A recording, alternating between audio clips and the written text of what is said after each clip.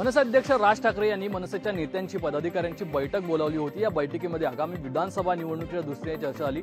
या बैठकीमध्ये आगामी विधानसभा निवडणुकीच्या दृष्टीने काही नेत्यांना जबाबदारी देण्यात आलेली आहे। मात्र जुलै महिन्यामध्ये मनसे अध्यक्ष राज ठाकरे हे स्वतः महाराष्ट्र दौरा करणार आहेत आणि या दौऱ्यामध्येच आढावा बैठका सुद्धा होणार आहेत। याच दरम्यान मनसे किती जागांवरती लढणार याचं गणित सुद्धा ठरवण्यात येणार आहे। मात्र या संदर्भात खरं तर अपडेट महत्त्वाची आहे की मनसे किती जागांवरती निवडणूक लढवणार आणि ती महायुतीमध्ये मिळून लढवणार की मनसे स्वतःच्या स्वबळावरती ही निवडणूक लढवणार याकडे सर्वांचं लक्ष आहे। मात्र मनसेच्या कार्यकर्त्यांनी आतापासून सुरुवात केलेली आहे। यावरती नक्की आता किती जागा लढवणार आणि मनसेचे कार्यकर्ते हे समाधानकारक यावरती असणार का हेच पाहणं महत्त्वाचं ठरणार आहे। कॅमेरा पर्सन निकेश मोरेसह स्वप्नील जाधव, लोकशाही मराठी, मुंबई। मुंबईच्या अध्यक्ष बदला अशी जोरदार मागणी केली जात आहे। मुंबईच्या काँग्रेस अध्यक्ष वर्षा गायकवाड यांना बदलण्याची मागणीसाठी एक पत्रही आज जवळपास 5 ते 6 मुंबईच्या काँग्रेस नेत्यांनी मल्लिकार्जुन खरगे यांना लिहिलं आहे। मल्लिकार्जुन खरगे यांना भेटीसाठी मुंबईतले 5 ते 6 नेते दिल्लीमध्ये दाखल झाले आहे। आज दिवसभर मुंबईच्या अध्यक्षा बदलण्याबाबतची मोहीम दिल्लीमध्ये राबवली जाणार आहे। यामध्ये खास करून मल्लिकार्जुन खरगे, रमेश चन्नीथला, केसी वेणुगोपाल आणि राहुल गांधी यांची भेट घेणार आहे। मुंबईच्या अध्यक्षाकडून कुठल्याही प्रकारचं लक्ष मुंबईचे संघटनावर नसल्याचं या ठिकाणी ठपका ठेवण्यात आला आहे। त्यामुळे वर्षा गायकवाड यांची बदलण्याची मागणी जोरदार केली जात आहे। वर्षा गायकवाड यांना बदलल्यानंतर नवीन अध्यक्ष कोण असेल याकडे सर्वांचंच लक्ष लागलं आहे। व्हिडिओ जर्नलिस्ट राजेश बनियारसह विनोद राठोड, लोकशाही मराठी, मुंबई। काँग्रेसचे राष्ट्रीय अध्यक्ष मल्लिकार्जुन खरगे, सोनिया गांधी आणि राहुल गांधी यांच्या प्रमुख उपस्थितीमध्ये उद्या दिल्लीमध्ये राज्यातील काँग्रेसच्या प्रमुख नेत्यांची महत्त्वाची बैठक पार पडत आहे। लोकसभा निवडणुकीत काँग्रेस पक्षाला राज्यात अपेक्षित यश मिळालं आहे। येणाऱ्या विधानसभा निवडणुकीत सुद्धा अशाच प्रकारचं यश मिळण्यासाठी उद्याच्या बैठकीत महत्त्वाच्या सूचना राज्यातील काँग्रेसच्या नेत्यांना केल्या जाणार आहेत। काँग्रेसचे प्रदेशाध्यक्ष नाना पटोले, गटनेते बाळासाहेब थोरात, याचबरोबर विरोधी पक्षनेते विजय वडेट्टीवार, पृथ्वीराज चव्हाण यांच्यासह काँग्रेसचे राज्यातील डझनभर नेते उद्याच्या बैठकीला उपस्थित राहण्याची शक्यता आहे। त्यामुळे पाहणं महत्त्वाचं ठरणार आहे की उद्याच्या बैठकीत राज्यातील काँग्रेसच्या नेत्यांना कुठल्या महत्त्वाच्या सूचना केल्या जातात। याचबरोबर विधान परिषदेच्या निवडणुकीसंदर्भात सुद्धा उद्याच्या दिल्लीतील बैठकीत उमेदवार निश्चित होऊ शकतो। त्यामुळे पाहणं महत्त्वाचं ठरणार आहे की उद्याच्या बैठकीत कुठल्या मुद्द्यावर चर्चा होऊ शकते। कॅमेरामन रोहितसह मी अजय अडसूळ, लोकशाही न्यूज, मुंबई। पुण्यातील फर्ग्युसन रस्त्यावरती L3 या हॉटेलवरती ड्रग्ज पार्टी झाल्याचे व्हिडिओ समोर आलेले होते आणि त्यानंतर काल राज्य उत्पादन शुल्क विभाग आणि पोलिसांनी यावरती कारवाई करत हे जे हॉटेल आहे ते सुद्धा सील केलेलं होतं। मात्र त्यानंतर आज पतित पावन संघटनेकडून हॉटेलची तोडफोड करण्यात आलेली आहे। हॉटेलच्या वरच्या बाजूला असलेलं जे नाव आहे ते सुद्धा फोडण्यात आलेलं होतं आणि या हॉटेलच्या बाहेरच्या ज्या कुंड्या होत्या त्या सुद्धा फोडण्यात आलेल्या आहेत। पतित पावनच्या काही कार्यकर्त्यांनी येऊन दुपारी या ठिकाणी राडा घातलेला आहे। जी काही ड्रग पार्टी या हॉटेलमध्ये झालेली आहे त्याचा निषेध खरं तर पतित पावन संघटनेकडून करण्यात आलेला आहे आणि पुण्यामध्ये अशा पद्धतीच्या घटना घडू नये यासाठी ठोस पावलं उचलण्याची गरज आहे अशी सुद्धा मागणी पतित पावन संघटनेकडून करण्यात आलेली आहे। पण काल ड्रग पार्टीचे जे व्हिडिओ समोर आलेले होते त्यानंतर आता पोलिसांनी यामध्ये आतापर्यंत 8 जणांना अटक केलेली आहे, 9 जणांवरती कारवाई केलेली आहे। यामध्ये ड्रग पार्टी करणारे असतील, आयोजक असतील, मॅनेजर आणि त्याचबरोबर जे ड्रग पार्टी करायला आलेले होते अशा व्यक्तींवर सुद्धा आता कारवाई केलेली आहे। आतापर्यंत 8 जणांवर ही कारवाई केलेली आहे। आणखीन यामध्ये कोण कोण सहभागी आहे का याचा सुद्धा तपास पोलीस करत आहेत। पण याच L3 या हॉटेलवर मात्र आता पतित पावन संघटनेने दगडफेक आणि तोडफोड करत या हॉटेलचं सुद्धा नुकसान केलेलं आहे आणि ही जी काही कल्चर सध्या पुणे शहरामध्ये सुरू झालेलं आहे ते बंद करावं ही एक मागणी आता पतित पावन संघटनेने केलेली आहे।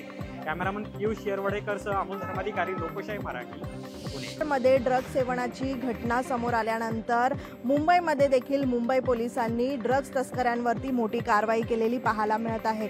मागच्या 5 महिन्यामध्ये मोठ्या प्रमाणात ड्रग्ज तस्करांच्या मुसक्या पोलिसांनी आवळलेल्या आहेत। आपण पाहतोय मागील 5 महिन्यामध्ये 450 कोटीहून अधिक ड्रग्ज जो आहे तो पोलिसांनी जप्त केलेला आहे। यामध्ये मोठ्या संख्येने आपण पाहू शकतो की ड्रग्ज तस्करांवरती कारवाई देखील करण्यात आलेली आहे।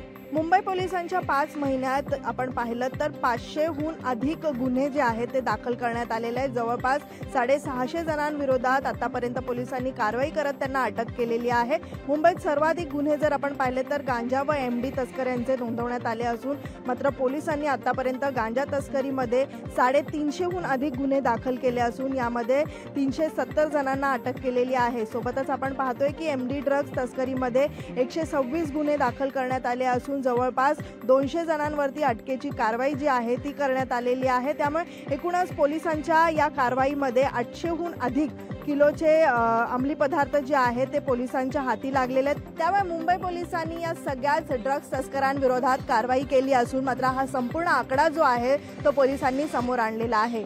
व्हिडिओ हमीद मस्तानसह मीनाक्षी म्हात्रे, लोकशाही मराठी, मुंबई। नवी मुंबई महानगरपालिकेच्या शाळेच्या प्रश्नांवर आज मनसेने आंदोलन केलं। या आंदोलनात विद्यार्थी सुद्धा सहभागी झाले होते, मात्र आंदोलनाला फारसा प्रतिसाद आयुक्तांकडून मिळाला नाही। त्यामुळे नवी मुंबई महानगरपालिकेमध्ये आयुक्त आणि मनसे कार्यकर्त्यांमध्ये मोठ्या प्रमाणात बाचाबाची दिसून आली। त्यामुळे आयुक्तांनी माध्यमांना सुनावण्याचा प्रयत्न या निमित्ताने केला। त्यामुळे नवी मुंबई महानगरपालिकेमध्ये आयुक्त दादागिरी करताना दिसून येते। तसेच नवीन आलेले सुरक्षा रक्षक हे सुद्धा नवी मुंबईमध्ये मोठ्या प्रमाणात दादागिरी करताना आपल्याला दिसून येते। त्यामुळे मनसे कार्यकर्ते आणि आयुक्तांमध्ये मोठ्या प्रमाणात बाचाबाची झाल्यामुळे मनसे कार्यकर्ते आता आक्रमक झाल्याचे दिसून आले। त्यामुळे आयुक्त मोठ्या प्रमाणात नवी मुंबई शहरामध्ये दादागिरी करतात की काय असा प्रश्न मनसेने उपस्थित केलाय।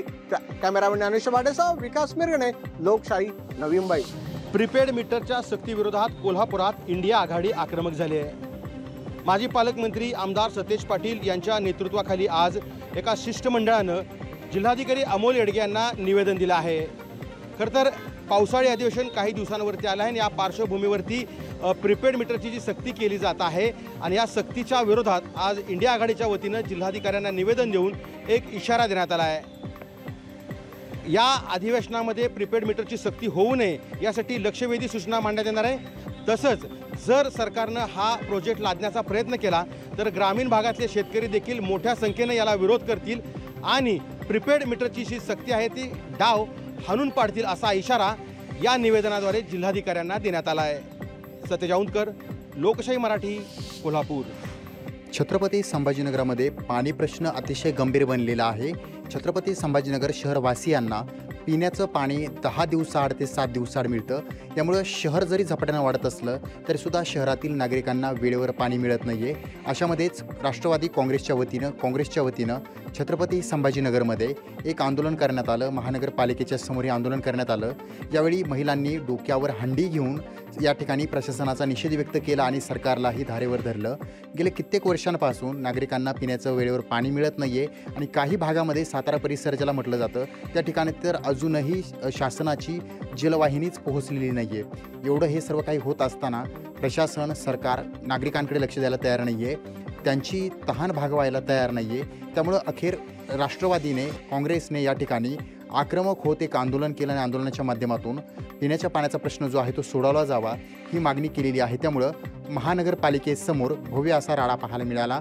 मनपाच्या गेटवर नागरिकांनी चढून महानगरपालिकेच्या अधिकाऱ्यांना धारेवर धरण्याचा प्रयत्न केला आणि अखेर घोषणाबाजी करून हातामध्ये फलक धरून पिण्याचं पाणी नागरिकांना मिळावं अशी मागणी या नागरिकांनी या आंदोलनाच्या माध्यमातून केलेली आहे। सचिन बडे, लोकशाही मराठी, छत्रपती संभाजीनगर। जूनचा महिना संपत आला तरी देखील नाशिक जिल्ह्यामध्ये पाहिजे तसा पाऊस पडलेला नाही। यामुळे गंगापूर धरणाने तळ गाठलेला आहे। गंगापूर धरणातील पाणी साठा कमी झालेला आहे। यामुळे गंगापूर धरणाच्या आवर्तनाखाली येणाऱ्या छोट्या मोठ्या धरणातून पाणी सोडण्याची मागणी जलसंपदा विभागाने केलेली होती।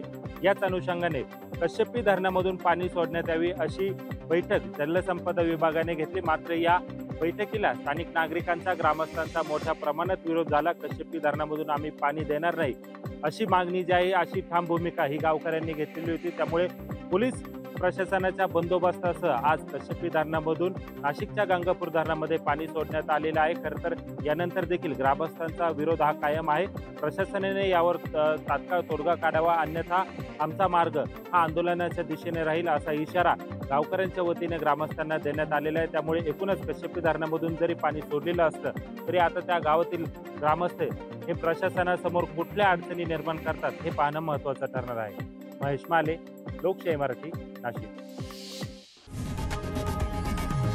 लोकशाही मराठी, ऐका, पहा, जागरूक रहा।